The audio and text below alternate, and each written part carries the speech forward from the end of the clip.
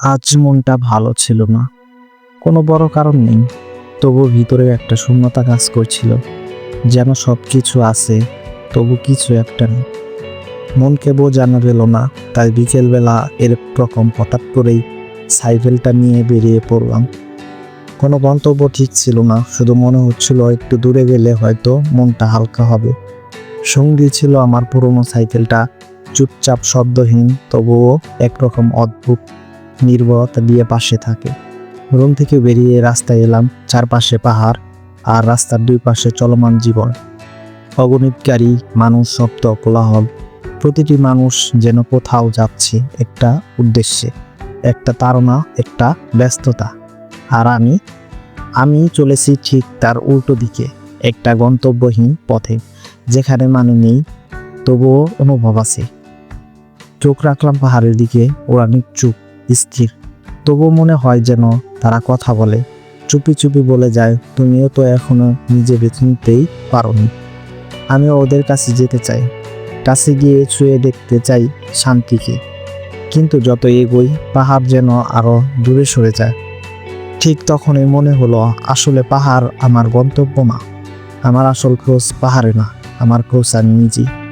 আমার ভিতরে প্রশান্তি, ভিতরে সেই শিশুটাকে হারিয়ে যেছে এই বড় হওয়ার দৌড়ে। চোখ বুজে একটু থামলাম, শুধু নিঃশ্বাস নিলাম গভীর করে। হঠাৎ বুঝতে পারলাম, এই থেমে যাওয়াটা কোনো অপচয় না, বরং সবচেয়ে জরুরি সময়, নিজেকে শোনার সময়। সন্ধ্যা নেমে এলো, আলো আধারিত শহর যেন অন্যরকম লাগে। একটা ক্লান্ত সৌন্দর্য, একটা নীরব কষ্ট, যেটা প্রবাসে থাকা মনগুলো ভালো বুঝে। বাজারে ঢুকলাম, আলো, গন্ধ, মানুষের ব্যস্ততা, জীবন থেমে নেই। আর আমি একটু হাঁপ ছেড়ে হাসলাম।